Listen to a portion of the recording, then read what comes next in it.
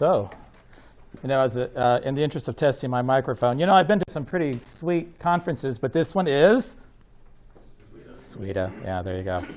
Okay, so this morning we'd like to talk. You can all hear me, I assume, because you all got the dad jokes, so we're all good. Change the slide.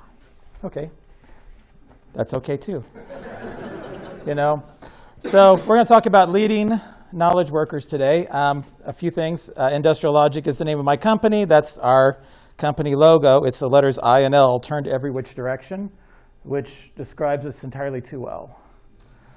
We're in every direction in every country, and we're a relatively small group of people, less than 100 on 5 continents. So it's a crazy business, mostly virtual. On the other side, you'll see I'm also representative of a different community, a nonprofit community called Modern Agile. And you can go to modernagile.org, and you can find out what we're about. It's an open community. You can join. You can participate. I even have some swag that we pay for and give away. It's all nonprofit. It's open, and it's about a better way of doing business. And it's not necessarily limited to software development and IT. We're working with pharmaceutical companies in a non-software capacity and some other industries as we go. And we're finding that law offices have begun adopting Modern Agile, which I think might help. I hope.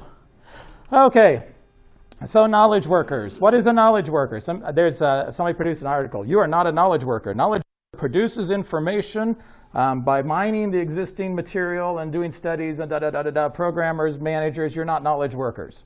And I thought, pretty lukewarm. I found this book by Tom Davenport, though. It says, knowledge workers are people who rely primarily on their brains rather than their bodies to do their jobs. How many of you could work if you had a broken ankle? How many of you could work with a damaged brain doing the same thing? I've been accused. I'm not sure that that's the case. So I would say that if what you do is primarily thinking, learning, studying, taking information and making new information, building information products, making decisions and policies, you're probably a knowledge worker, according to Davenport's rules. Would you agree? OK, is anybody here who's not a knowledge worker? I thought. Sounds like I'm not sure. That's OK. So let's talk about you as a service. And if you want to, you could actually grab a piece of paper and sketch it out if you wanted to. You draw yourself as a stick person in the middle. What are your raw materials coming in? What's your product going out? Right? So what I do is I collect all kinds of portable skills and abilities. And then what I do is I take those and I fit those to particular environments so that I can build non-portable skills. And those are in 2 qualities, right? There's functional competencies. Functional competency, being able to write code, being able to work in Java, C++. That's a particularly tough skill. Object-oriented design, architecture, et cetera, building policies, leading teams, et cetera. Those are portable skills. A non-portable skill on this side of that line is knowing how it works at this particular company.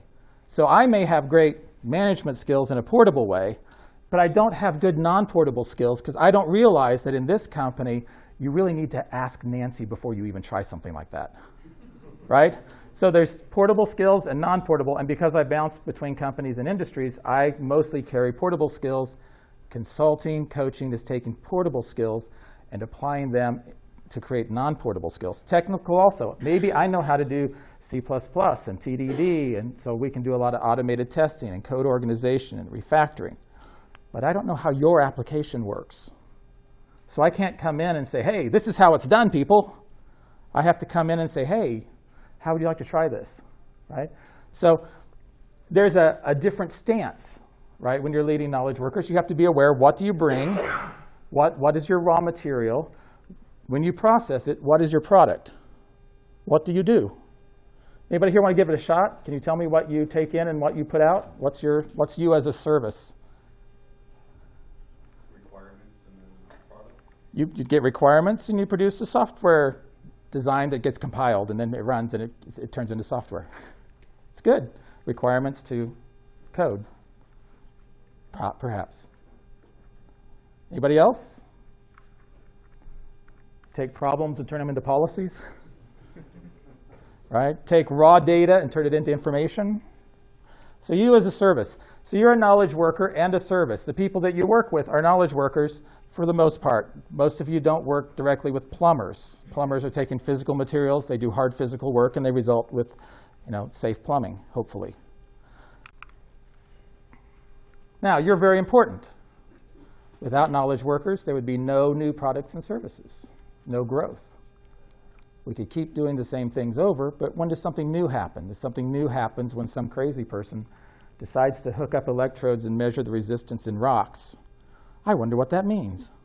Next thing you know, there's this huge multinational company called Schlumberger that does geological exploration. Based on what? Hooking probes up to rocks.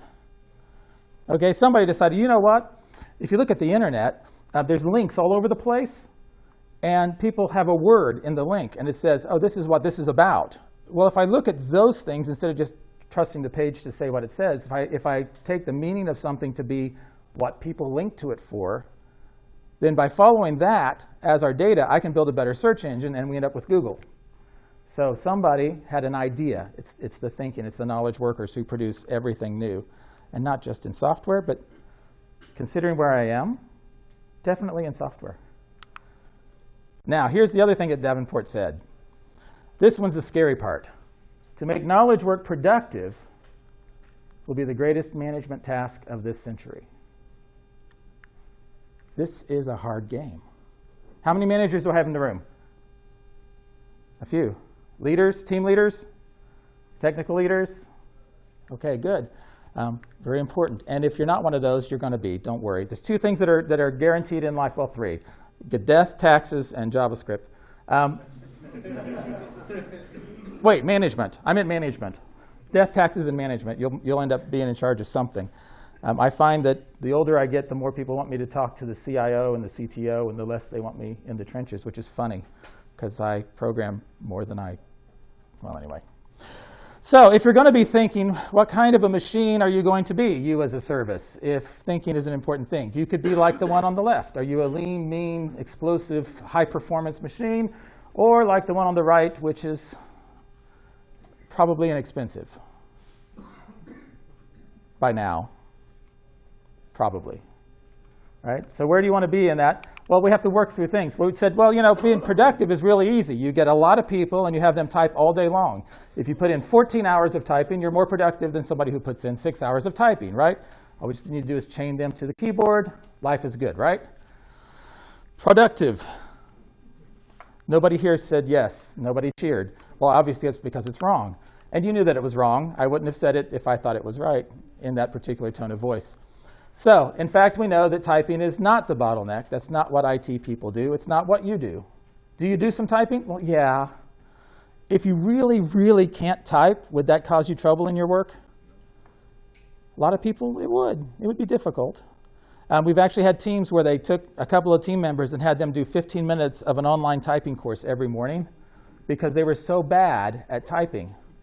They couldn't find the open curly brace. It was a Java team. And they're like this.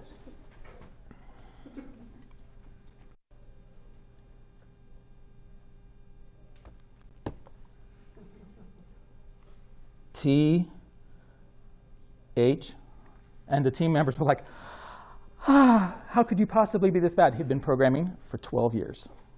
Couldn't type yet. How do you do it? Hunt and peck every single time. Took a typing course. His speed came up. Well, the only reason that mattered was because that was literally the thing slowing him down. Everything else was fine. His thinking was great. It was literally one thing, and he developed that skill, and he was faster. Most of us type okay. You ever seen us on Twitter, LinkedIn, Facebook? It's very quick. So typing is probably not our problem. It's probably the other thing. So where does our time go? Well, quick plug for my blog. There's an agileotter.blogspot.com. You can find it pretty easily.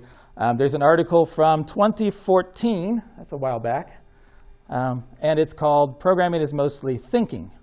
What we find out is that programmers, in a 6-hour day, if you were to delete their changes and hand them the diff, that just is the list of things they changed, and they were to type it back in, think about it. Programmers, let's do that real quick. So yesterday you worked a 6 hours of programming because you had 2 hours of meeting, right? All corporate programmers have 2 hours of meeting, more if you're senior, less if you're junior, but about 6 hours. So you worked really hard all day and you figured stuff out and you got it working, and then you went home and you lost everything on your machine. But luckily, you had printed a diff and sent it to one of your buddies. Your buddy sends it back to you. You have to go through the diff line by line and type the changes back in. How long will it take you? Everybody's like, oh, crap, that's hardly at all. So what are the numbers I'm hearing? 15 minutes, 20, half an hour. Oh, that's interesting. So if 6 hours of programming, that's less than a half an hour of retyping, then that means about 1/12 of your work was typing. What was the rest of it?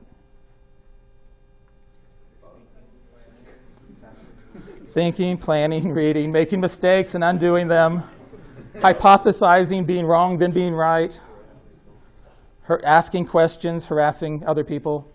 Yeah. So there's a lot of things we're doing that aren't typing. So again, knowledge work, right? And then it would seem that if I was going to improve people's performance as knowledge workers, I would want to improve the thinking. Ouch. That sounds like meddling. It's getting into people's mental processes. That seems dangerous. Well, I certainly wouldn't do it without permission. Well, now here's the famous Fineman algorithm. Are you familiar with the Fineman algorithm? Richard Feynman, the famous physicist. There's a joke that there is an algorithm he uses when he's thinking, and it works like this. Step number 1, write down the problem.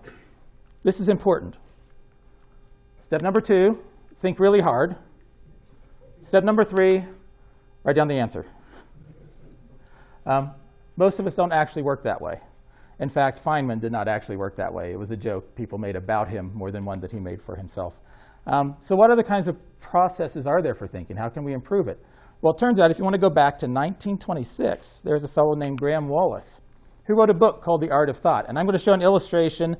This is, I don't know how to pronounce, is it Ardavan? I don't know the correct pronunciation. I've only seen this name. I've never actually spoken it or heard it spoken, rather. And he has, I have a link here. I'll share the slides with you later.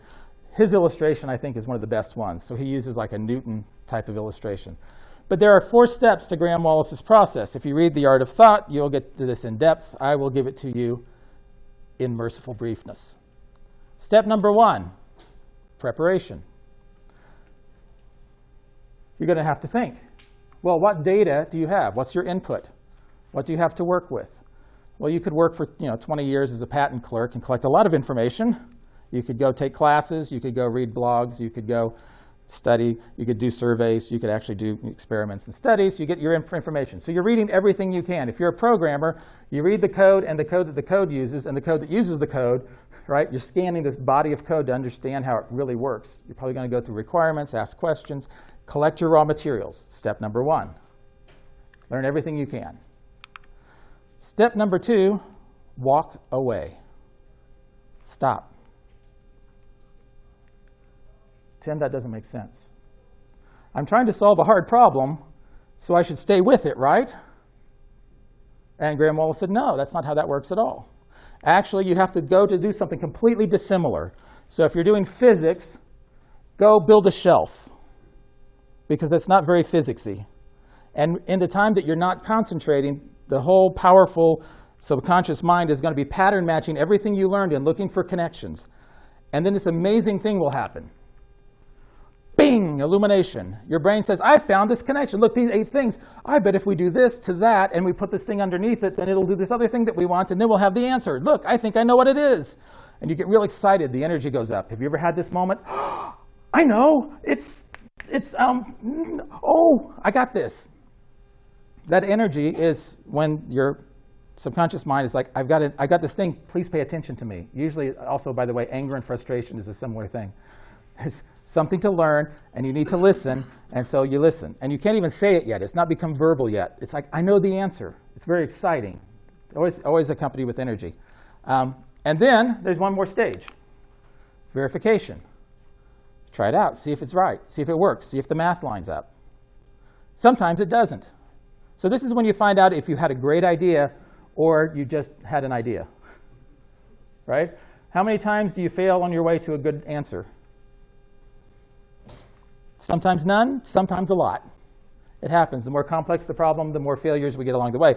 But this seems to be the way. This is something that most people don't know. If I were to hold my developers to their keyboards, handcuff them to the keyboard, and make sure that they're programming 8 hours a day, I'm not letting this happen. When are they going to have their big ideas? Well, okay, hey, programmers, when have you had your great ideas? Big solutions, creative answers. Walking the dog, coming out of the shower, sleeping. Somebody said that they drive a motorcycle to work and back, and on the bike, you have to be paying attention to what you're doing because people are crazy out there. And in the midst of their commute on their bike, suddenly it's like, oh, I know what that problem was. And it's like, I should turn around and go back. It's like, I'll dial in from home. Right? And you hope you don't lose it by the time you get there. That's the process at work. Sometimes you have to let go. That's why we have ping pong tables and pool tables, and it's why we get up and take walks. Every hour, I insist that people I'm working with, every hour you take 10 minutes. It's good to stand up and move if you can, but to take a time away where you don't work and give a little bit of that process a chance to go. It turns out that we get a lot more done. We don't sag in the morning. We don't sag in the afternoon because we take a break to stay fresh all day long. It's very cool. But that's all beside the point. I really only had 3 points today. So up until that was all introduction. So the real 3 points, number one is about curiosity, about putting curiosity before judgment. It's a very important idea. And it sounds a little woo-woo, but stay with me. This is practical stuff. This you cannot possibly read. Don't even try. You'll hurt yourself. You'll go home with eye strain. This is a picture from the Cognitive Bias Codex. You're knowledge workers. You've trained yourself in logic and higher level thinking, but all of these things in the circle on the outside are categories. This really, really fine print in the very, very center, those are the names of some of the cognitive biases. But Tim, there's an awful lot of those. There are more than this. Your brain, by the fact that you're a human being raised in a human culture, is going to have a lot of biases. And they're all going to be decision-making biases and memory biases, and you have a fuzzy lens to see the world. So it's easy to walk into a situation and say, this situation is wrong. It should not be this way. This is the wrong situation. I shouldn't have to be here. It's just wrong. And you know why it's wrong? It's his fault. Matthew, it's your fault. You made this wrong for me. Oh, we need to do something about Matthew. Or maybe that wasn't Matthew. Maybe it was Harpreet. It's his fault. No, well, okay, well, it's Kyle. Kyle was the one who did it, and we've got to do something about Kyle. I'm judging the moment and the people around me. That's not necessarily a good way to find answers to problems. Have you found that to be a particularly useful technique in the past? I've not. So cognitive biases mean we're in a bad lens. So judging first is probably not the best choice. Just an idea. So a couple of biases I want to talk about real quick and why we need to be curious about things. Number one is the fundamental attribution error. You witness somebody tripping in the parking lot. Why did that person trip? It's because they are a clumsy person, right? People trip because they're clumsy. They're not careful. They don't look around. They don't look down. They're not paying attention. They're just basically just uncoordinated clods. Now, when you trip on something in the parking lot, what's the reason? It was a situation. I was distracted. That parking block shouldn't have been there. I'm sure that wasn't there last week. That rock shouldn't have been there. That was wrong for it to be there. I'm not a clumsy person because I know most days I don't trip over anything at all. I'm not a clumsy person like that other person who tripped in the parking lot on the same thing. So the idea is, fundamental attribution is the reason other people do things is because of the kind of person they are. But the reason I do things is because of the situation I'm in. You see that? And that is called fundamental because that is the basis of so much of our interaction. Okay, the programmer made a mistake. Why? Didn't have enough data. The situation now. See, we're automatically we're going to what is the situation they're in? What's the system they're working in? They were in a hurry. They were up against a deadline. They were told they had to have it in by 2. It's Friday at 4, and they're going to release it at 5, which is a really bad idea. Friday at 5. I'm not big. If you're not doing continuous development, don't release Friday at 5. If you release 18 times a day, then go for it. It's all great, but otherwise, don't do that. So the fundamental attribution error is that we're unfair. We are innately unfair to other human beings. We don't consider the situation. As a leader of knowledge workers, so-and-so is sloppy. Is sloppy. What was their situation? What if it was your error? How could that have not been a human personality flaw? Maybe that person doesn't suck. Maybe they're actually pretty good, but they need to be in a certain framework, to have the right basis to work from. Maybe they might have a problem that's so big they could use some help. It might be that they're new at it and they're not quite as disciplined as other people. So if you could put them with people with more discipline, they could learn that. The problem isn't that they're sloppy. The problem is that they're not really careful yet. And the yet is an important piece of that. Confirmation bias. Confirmation bias. You know what? So I assigned 2 things. I assigned them to Judy and to Mark. Judy, I'm surprised. She made a mistake. That was the first mistake she's made for quite a while since I can remember. But Mark, he made a mistake again. Does Judy necessarily make fewer mistakes than Mark? Is there any data behind that? No, but I consider Judy to be a careful worker, and I consider Mark to be a clod. So therefore, when Judy does things right, I notice, but when Mark does things wrong, I notice. They both made mistakes this month. Is that normal for them? So confirmation bias is, I believe, therefore I see, therefore I put value to that, and there's a whole ladder of inference that comes along with that. It looks like this. So of all the things I could see, I am selectively seeing the things that agree with me, with my theory. Then there's a story I tell myself about what that means, right? And then there's assumptions I make on that, conclusions I draw, beliefs that I form, which, by the way, reinforce my data selection process. One of the best pieces of advice I got was, Tim, you need to stop catching your kids doing things wrong and try catching them doing things right. It turned out my kids were better than I thought they were. Who knew? I didn't really see it before. That wasn't the data I was selecting. And because that wasn't the data I selected, then the story I told myself about my kids was a different story. And then the assumptions I made and the conclusions I drew about them as human beings were not as positive as they could have been if they had been correctly calibrated to reality, right? And therefore, I would take actions that weren't particularly useful. My favorite non-useful action in a business context. We need to punish these developers for the mistakes they make. They need to pay the price so they'll be afraid to make mistakes in the future. We need to send a message.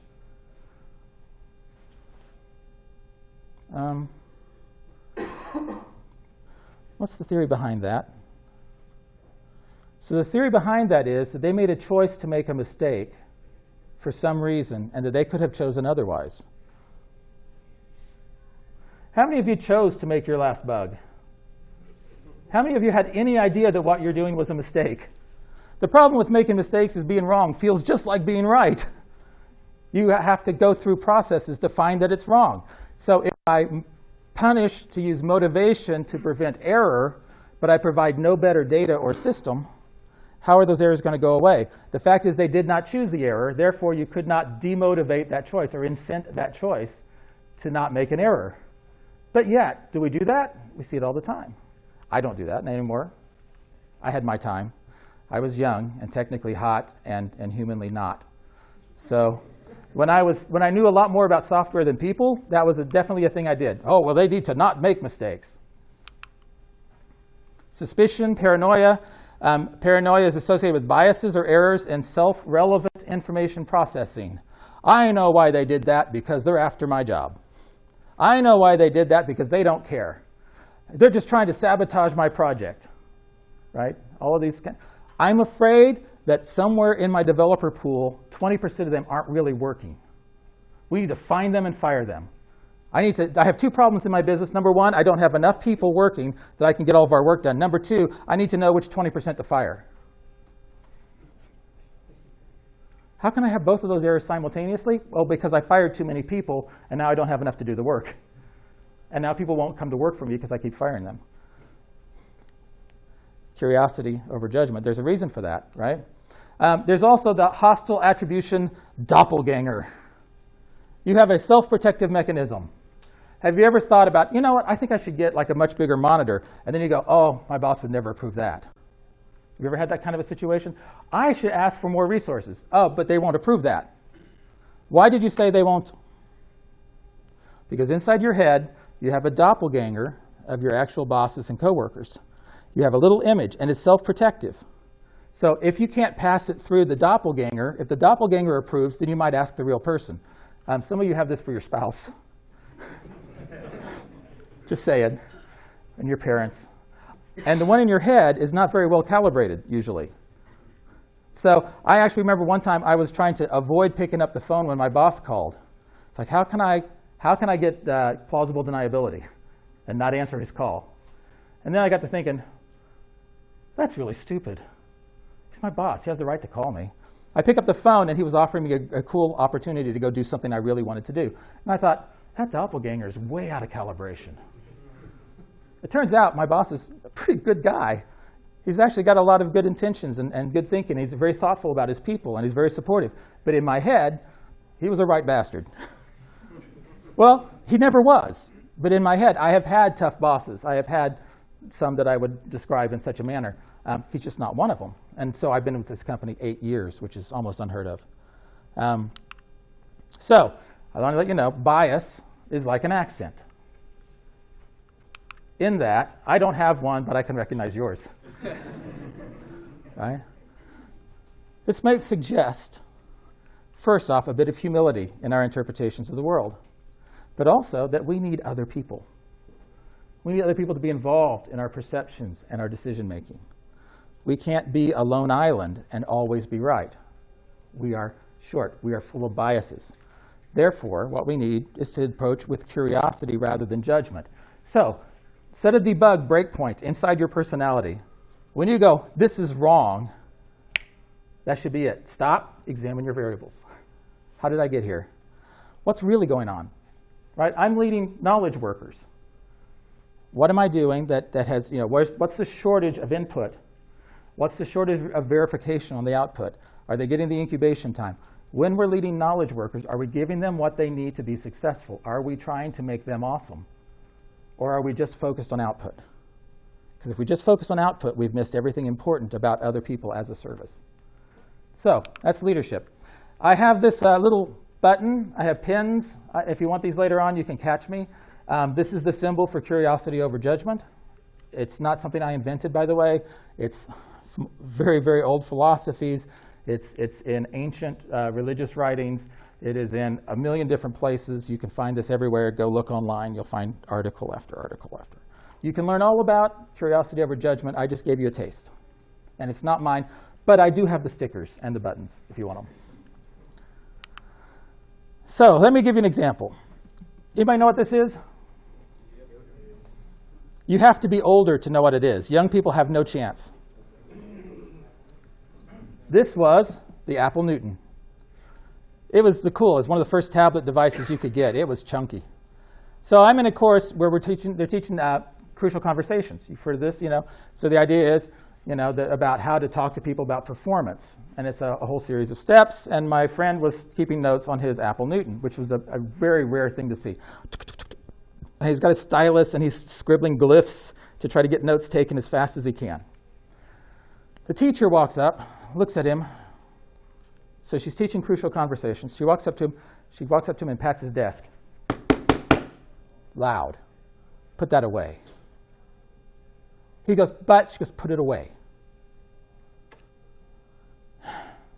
Sigh. Folds it up, puts it back in the little leatherette case, puts it in his bag, sits back, and folds his arms.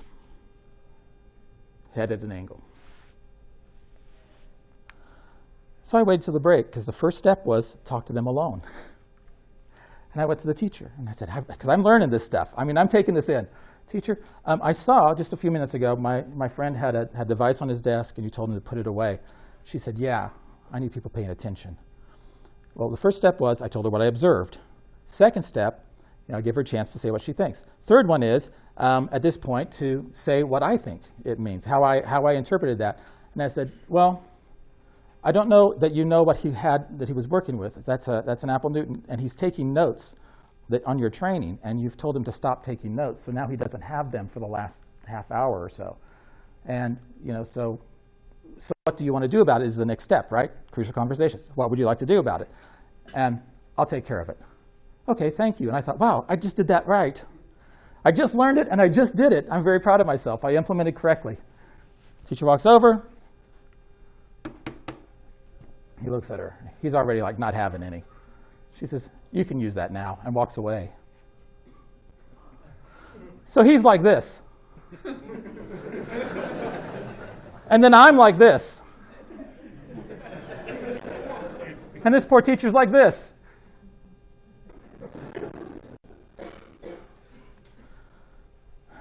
Curiosity versus judgment. A problem, Jerry Weinberg says, is a difference between things as desired and things as perceived. Your desire could be wrong, your perception could be wrong. There's a whole bunch of different ways to solve these.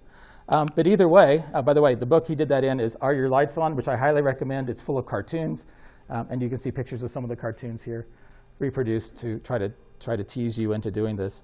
Jerry Weinberg just passed away 2 years ago. No, last year.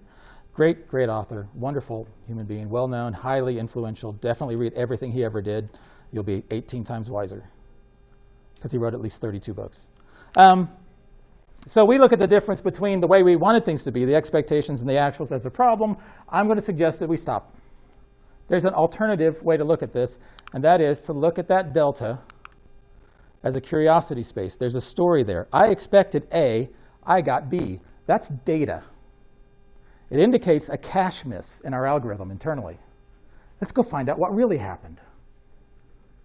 There might be more to learn in a week of using curiosity spaces than in a year of using judgment. It's an amazing thing to do. Well, I don't have time for that. You're leading knowledge workers. What are you going to do? How can you move that forward?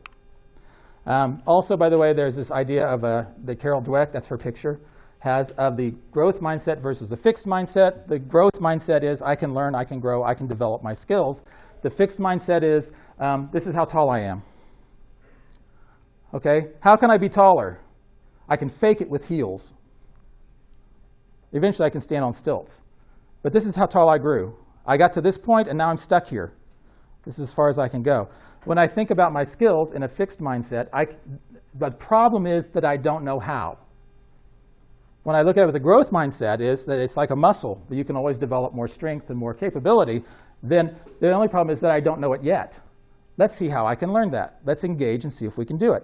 So again, this is about whether I'm being measured or challenged.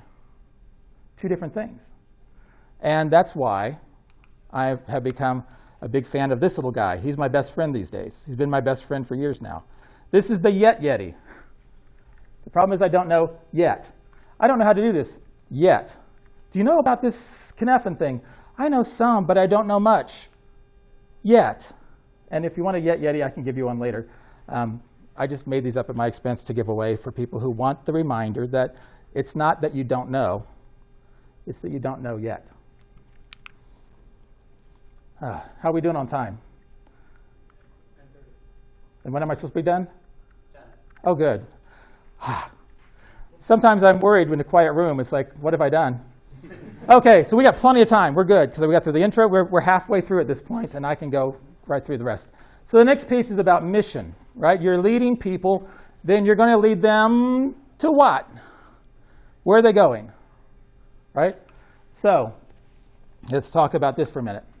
Again, back to Davenport's book, he says, commitment matters. In an industrial economy, one can do a job with one's body even when the brain and heart are not committed. This is not the case for knowledge work. It's unlikely you'll get any great performance out of a knowledge worker if they are not mentally and emotionally committed to the job. The why, the what. OK, This leads us to this idea, and I want to share this with you because this has been transformative in a number of companies in a number of industries. This is the helium balloon theory of productivity.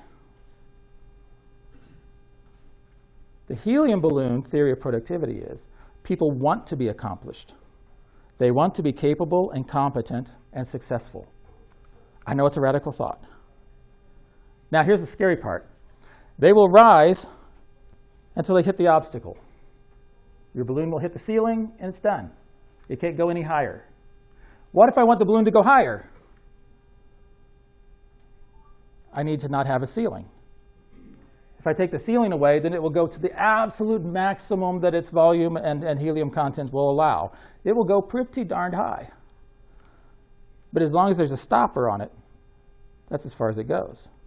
So your job as a leader of thinking people is to take away the shelf, the blocker, the stop, so that people can become more and more accomplished. That sounds really interesting, Tim, but how the heck do you do that? Well, that's a whole bunch of skills. How much time do we have today? About another 18 hours? No? Oh, well, let me tell you, this exists. You should be aware of this idea. One of the places you can go to look more about this is the Systems Bible, written by a man named John Gall, not Galt. That's from a whole different genre. The Systems Bible is part tongue-in-cheek humor, part history lesson, and a lot of great philosophy about thinking and doing and how systems work and how people work inside systems. And I recommend it highly. Get a copy. It's available on Kindle, too, so you can get electronic copies. You'll read it a dozen times.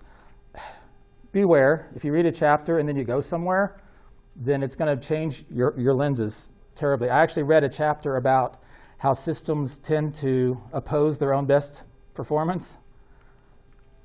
And then I went to Walmart. And in the parking lot, I'm like, oh, this system is totally going against itself. It has folded in. I go inside to Walmart, and there's these like really wide aisles that you can express from one end to the store to the other. And there's these little narrow aisles that you can go in to pick up your stuff. And in order to get through the store, I had to go through the little narrow aisles. I couldn't use the big wide aisles. You know why? Because there's a space big enough that when you see your friend, you can stop and have a conversation. Every wide aisle was full of conversations, people with their neighbors and friends. I had to go through the skinny, through the women's underwear to the left, through the men's underwear to the right, it was crazy. Systems oppose their own best behavior. So 90% of all your policies in a software organization are there to prevent the release of software.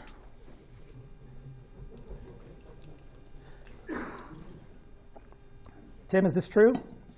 Yes. Do you have numbers to back it up? No. That doesn't mean it's not true. It just means it's not proven.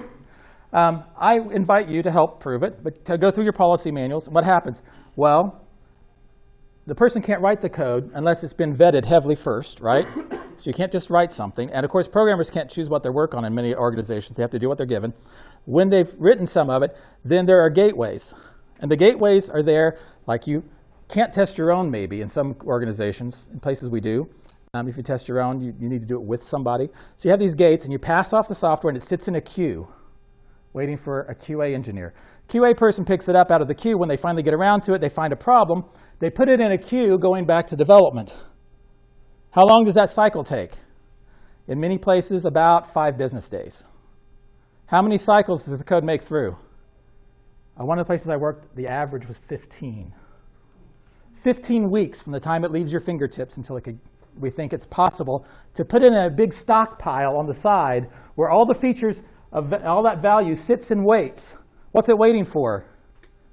The end of the year? The end of the quarter? How many features are being released? Dozens and dozens and dozens. Well, why weren't they released when they were done? Well, because we wait for the official release. Why do we do that? So that we can have a hardening sprint where we go through and make sure it actually works. What are all these policies for? Right? And then somebody has to sign off on the release. You have to have a VP or director of software sign off on the release, along with the director of QA. Why do we have all these review cycles? To prevent software from going to the wild. Because we suspect it's broken. Is there some other way? Could we have policies that allow us to not be broken sooner and release more often? And people go, well, that doesn't even sound practical. Dear friends, last I checked, about 7 years ago, Netflix was releasing 300 times a day into production. Google releases several hundred times a day into production. My company, on a good day, releases 12 times into production. Value doesn't have to be locked up, but it is. Why? Because that's the policy we've made, and it's preventative. We try to prevent software release. So, realizing this, knowledge workers need some say in what they work on and how they do it, right? So instead of, I put policies to keep you from releasing software, maybe I should build policies to help you release software, to help it get out the door correctly. Maybe we need to be joined up on the mission. Why do I not want to release software every day? Well, our users are financial advisors, and we don't want them to give bad advice. If they give bad advice based on the data we give them, we might be potentially liable, and even if we're not liable, we might be sued anyhow and have to defend. Well, then we can't release software. Okay, let's all pack up and go home and get a new job. Right? Well, no, how can we make good decisions? How can we make it safe? How can we roll it out to people in such a way that the friendlies get it first? So what's the mission? Our mission is to make those people awesome at what they do. Right? It's not about my mastery of my programming skills. It's about how my users become excellent at what they do. And their users. And if I'm focused on them, then I want to get the value in their hands as soon as possible with the fewest mistakes. So now we change our policies instead of preventing. So we need to be tied into the mission that we're accomplishing, and then we need to devote ourselves to that mission. So it's not like you tell me what to write, I'll write the code, give me a spec, I'll meet the spec exactly, and then you leave me alone and I don't have to talk to you anymore. It is, what are we doing in the world? So in the book Drive, Daniel Pink says we've got 3 important motivators: autonomy, the ability to make decisions and change your process and make it work right; mastery, the fact that you can build things well, that you can develop your own skills and capabilities; purpose, that we're going to go somewhere together and that my skills are going to make a difference in how we go. There's profluence, things move forward. That's motivation. If you want to read the book, read the book. He's also got a really great RSA Animate cartoon that you can watch. And in like 3 or 5 minutes, you get a big gist of what he's talking about. It's very useful. And you can check out the stuff. The problem is, if you take purpose away, then mastery becomes the purpose. Why do you code? So I could become the best coder. Why? So that my code will be better than other people's code. Why? Because it's all I got, man. I don't even know what they do with this stuff. So I become excellent because that's what I can do. And I pick on people who are less excellent and try to make them work harder because it's all I've got. If we're all focused on the same goal, then my boss isn't my enemy. My analyst isn't my enemy. My QA people are not my enemy. We're the team building the rocket, right? So Clemenceau had this one statement that I think is also useful. He said, there is no passion like that of a functionary for his function. He was referring to people in government. You go to the DMV, and their job is to make sure you filled out the form and have all of the ID. Is their job, are they really assisting you in getting your license? Is that where the primary goal is? Are they all part of the mission? No, they're regulated into a box. And inside that box, they're going to be the best one. They are optimizing for their function.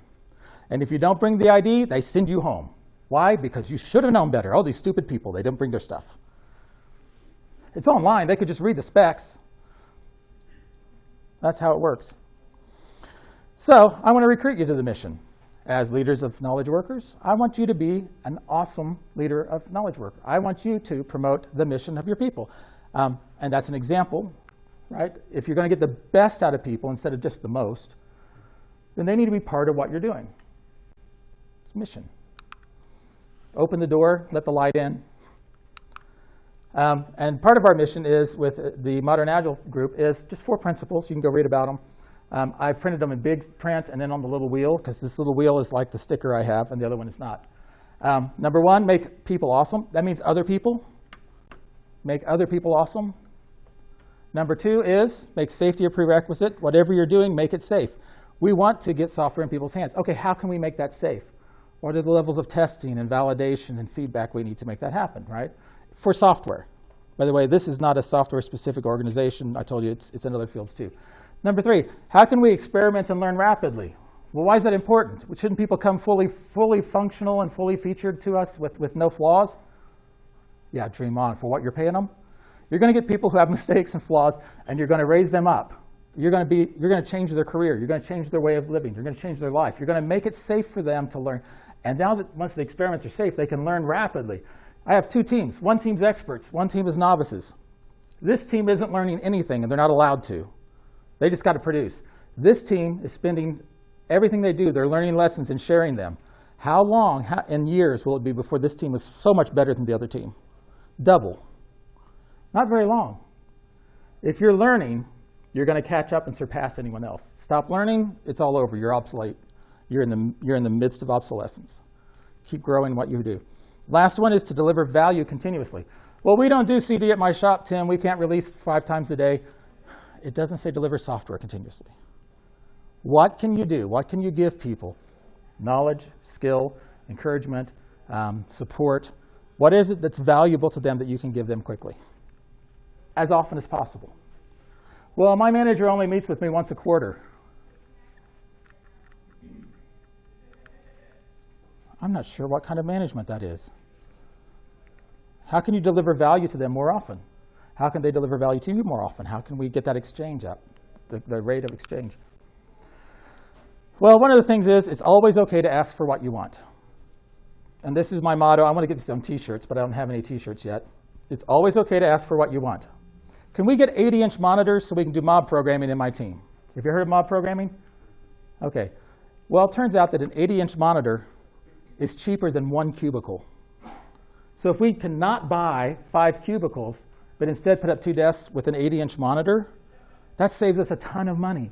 It's cheap. Mob programming is amazingly cheap compared to cubicles. So you can ask. Now, what if I ask and they say no? They have that right. They're in charge of the money. It's always okay to ask for what you want. It's also okay to be told no.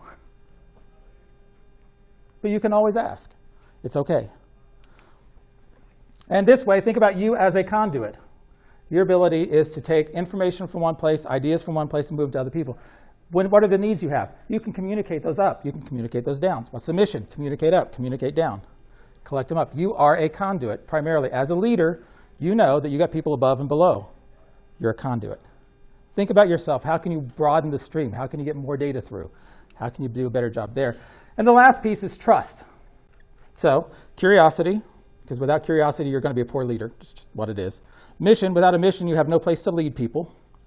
And then third is trust, because without trust, you don't get followers. Why should anybody listen to you? Why should they care? How hard will you work for somebody who doesn't care about you, doesn't like you, and doesn't trust you? Will you give them your best? I won't. Frankly, I won't. I won't. I could. I won't. So, an interesting problem. It's difficult to know at any given time whether knowledge workers are actually thinking. What does it look like when you're a programmer? Somebody who's a programmer, raise a hand. Give me a programmer. OK, I'm going to use you, Matt. OK, what's it look like when you're working really, really hard? Can you give me a body model of this? That's it. Pretty much it. All right? And what's it look like when you're daydreaming? Pretty much that. The trouble with the work that is mostly internal. There's somebody who's laying back with their eyes closed and their hand behind their head at their desk. Their chair was like reclined way, way back, and they're staring at the ceiling. And the manager walked over and told them to get back to work. They were so upset. They almost had it worked out. They had built this huge structure in their brain about all the things that they were doing, and they almost had it. It was like, oh, I think what I need to do, if I use the visitor pattern and then hey, get back to work. Poof. Oh, man. Right? Esther Derby was passing a ping pong table, and one of the managers said, why are these people playing games? Shouldn't they be working? She said, well, they're working on something really hard. Incubating, right? Interdependence and complexity of their work requires them to collaborate effectively with others. Some of my first jobs, if they caught you talking to your coworkers, they would send you back to your cubicle. We were trying to figure out how this works and what the solution is, but now we can't. Now all I've got is what I've already got in my head and what I can read. I've lost my capacity to collaborate, and if the software was simple enough, that would be fine, but it's not, is it? How long does your software stay simple? So you know how this goes. You either trust somebody or you don't, right? You all have been with me only a few minutes. And you already know not to say yes or no on these questions. OK, well, maybe trust isn't really like a binary switch. Maybe it's something different. Maybe it's a gradient, because I notice that I trust some people more than I trust other people. I trust my wife more than I trust her siblings. A lot more than I trust her siblings. A lot more. And the nieces and nephews, some of them I trust and some of them I don't. So there's a gradient, right? So I can turn it up and down. And I have some control, because there are people that I did trust a lot, and now I trust them very little. And there's some people I barely trusted, and then I turned that up, right? But then there's this other thing. My wife trusts me a lot, but she does the books. Why? Because I'm not very trustworthy with keeping up with schedules. I don't know what day it is usually, or what hour of the day, or what's due on Monday versus what's due on next Thursday. I have trouble with that. Even with electronic aids, I forget to look at the electronic aid. I build a calendar and forget to look at it. So these things, I can keep track of coming to speak. I can, most of the time. I know my topics. I know what I've gathered. I can coach and teach teams. I'm trusted a lot at a lot of organizations, but I don't do my own bookkeeping. And there's a reason for that. I don't trust myself with it. So it not only is a gradient, but it's also a spectrum of gradients. It's a spectrum of spectra. Trust is complicated stuff. Esther Derby says, I trust my husband with my life, but not my laundry. I'm going to skip this one. This is a nice Stevie. So Steve Covey, this is Covey the Greater. The other book's written by Covey the Lesser, his son. And trust is the glue of life, the essential ingredient in communication. You're a leader of knowledge workers. What is it that makes your conversation work? It's the trust. Well, how do you do that, though? Trusting is hard. Well, OK. Your signal to noise is interesting, right? So we can, over here we have like the original signal. Over here we crank up the gain, and it clips at the ends, and it sounds terrible. If you're in sound engineering, this makes sense to you. If you're not, then it might not. But you can over-trust. You can put too much on. You can also under-trust. So, William, I'd like you to take over all my finances and book all my work. OK? You want to do that right now? No. Then I'm over-trusting if I expect him to do that. He did not accept this trust. Right? It's more than he wants to receive from me. Now, if I were somebody else, he might say, OK. But we don't even know each other. Right?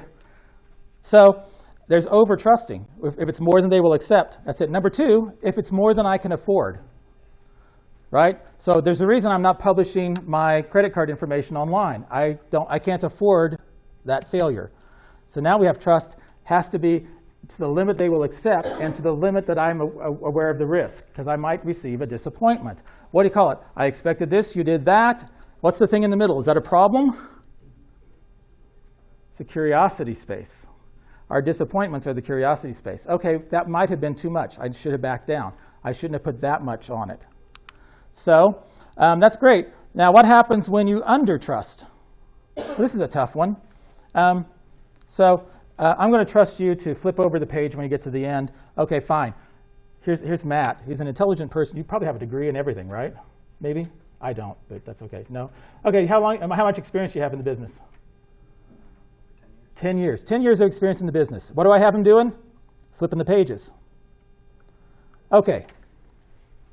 Turns out, every time the page needs flipped, he flips the page. He does a perfectly good job. My trust must be well placed. Everything's right. What happens after about 6 months? He quits. Why? Because I never took advantage of his potential, which means I got a lot less work done. But when I under-trust, they always deliver. Right? So if you have a team and they always deliver, you are failing as a leader. What? You are failing because you have not found your upper limit. How do you know when you hit the upper limit? You get a disappointment. But when I get a disappointment, I fire people. That's why you don't have anybody that you can trust. You either need to get better at hiring people or be better at trusting people, because if you can't trust the people you've hired. So you have to raise up until you find the limit. A disappointment is just data. It's just data. Oh, that's the upper limit. Let's bring it back 2 notches for now. Now you have a big thing that people do, and they're working in that part of the range where they have to stretch maybe a little bit, but they can absolutely accomplish, and you can find out how much more you can give them. You might be doing too much work, leader. Far too much. So, who are you going to trust? This guy? That's a snake oil salesman. Yeah. Svengali, that's a controlling boss that keeps on top of everybody. Maybe I don't trust them too much. I know what we'll do. We'll trust people, but when they fail, we'll pillory them. We'll make an example of them for everybody else. No, that's probably not going to work either. I live in a blameless world now. So I don't use pillory. I don't blame somebody and use them as an example to send a message to everybody to work hard. That's not something I do when I'm managing, right? Because public shaming puts them into a fixed mindset. They can't grow. They know that this is their limit, and we chop them off at this level. Nobody taller than this is allowed, right? So you strain, you make a mistake, you may have a disappointment. That's information. We just back down the trust a little bit. And by the way, Lencioni wrote a book called 5 Dysfunctions of a Team. What is the base dysfunction? Look at the very bottom. What's it say? Absence of trust. And his entire book covers how you can build up trust with your people correctly. I've given you a quick primer. Maybe you can use that to begin dealing with trust. I tend to trust people who I know they're on the same side. We share a mission. I tend to trust people who are transparent, which means they are willing to call out when they make a mistake. I tend to trust people who give respect, have some fairness, empathy. I tend to trust people when we have the same intention. Guess what? People trust me on those same circumstances and only those circumstances, I find. So here's this area. Here's the things that I absolutely must do in my company. They're required and permitted. And then there are things that are forbidden, right? So there's this little tiny narrow band on this side because this is prison. Everything I do is either completely allowed by the book specifically or it's completely forbidden. The lines are very tight. This is not a good place for knowledge workers. This doesn't make any sense for knowledge workers. It's fine for some kinds of physical labor. The one on the other side, you see that here's what we permit or require, here's what we forbid. But between those two guardrails, there's a large group of space here, a lot of discretionary space where you can decide how to organize, how to work things out, how to find your solutions, how to test them, how to get feedback. A lot of room for you to actually engage in the mission as opposed to follow the orders and be a good robot, right? If you have been leading this way, I might suggest that you could probably find a better way on the other side of this chart. I'm not telling you you're wrong. I'm suggesting that you might want to explore that. And that discretionary space, I'm worried that if people have a lot of room, they might do the wrong things. What if they goof off at their desk instead of working? You want them as part of your mission. You want them to bend themselves to your mission instead of away from your mission. So it's your job to bring them into what you're trying to accomplish. That means that you are going to align them and give them accountability. What's accountability? That's a bad word. That means you're going to blame me, right?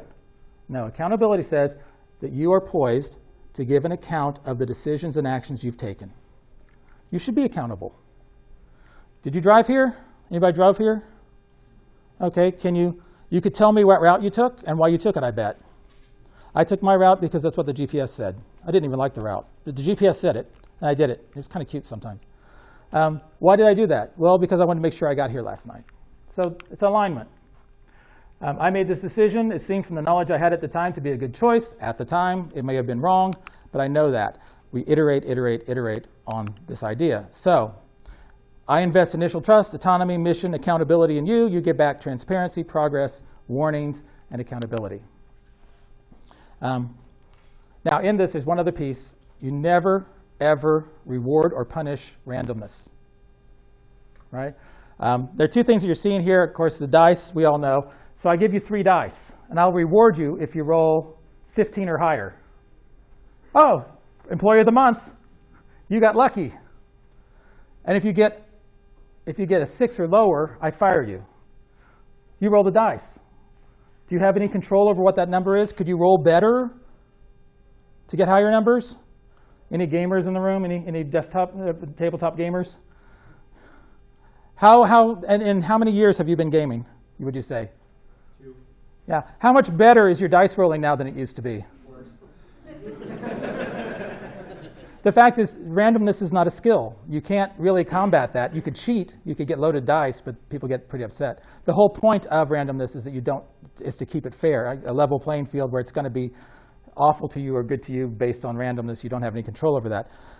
This is the red bead experiment that was done by W. Edwards Deming. And he made a big production out of it. There's a great video online. But he would tell you that your job is to reach the paddle down into the bin, and you need to scoop up the dots.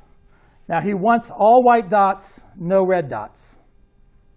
So then he starts counting them. Oh, you got 15 dots. I'm going to have to get rid of you. You're not going to make it. Oh, look at you. You only got 3 red dots. That's not great, but it's better. Keep working on it, right? And so he goes through this group, and it's a big production because a lot of systems are built with errors in the system, and the people have no choice. There are flaws in the system. Your estimates may not be very good if they're going to reprioritize your job out from underneath you. So approach by trust, invest it, enlist, iterate, iterate, iterate. Beware of expedients of manipulation and cheating. That's it. Leading knowledge workers, all I have to give you today is these 3 really big ideas. But I wrapped them in a whole bunch of other little ideas so you can find something to research. Curiosity, number 1. Yours and theirs, encourage that. Look into what's not working, what is working, why. Question it all. Dig in there. Mission, make sure you all have the same goal in mind, because a lot of leaders don't do this. And lacking mission, people become fragmented and do not cooperate. And 3 is trust. Without trust, you'll never get the best out of the people who are knowledge workers. You will maybe get conformance.